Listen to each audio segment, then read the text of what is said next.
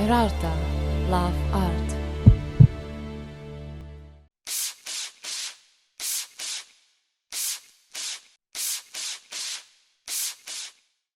Alors il s'agit d'une exposition qui s'intitule Panopticon. J'ai choisi ce titre un peu ambigu pour parler en tout cas notamment de la surveillance de mass média, mais aussi de l'idée de voir l'ensemble d'une œuvre à partir d'un seul point, celui du spectateur. Beaucoup des œuvres qui s'y trouvent en fait font allusion à l'autoritarisme. On voit bien sûr la figure de Napoléon, qui n'est pas vraiment une de mes figures favorites, mais qui parle de l'autoritarisme en France. On voit sur la Balaïka la figure d'Alexis Ier, le tsar qui a tenté d'interdire les instruments de musique. On voit la figure de Lénine avec la révolution autoritaire.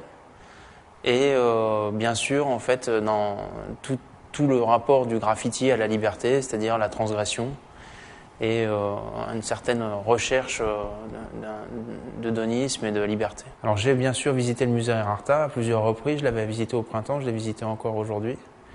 Je suis assez étonné en tout cas de la diversité de la proposition en fait, de ce musée, à mi-chemin entre modernité, ultramodernité et parfois des accents en classique.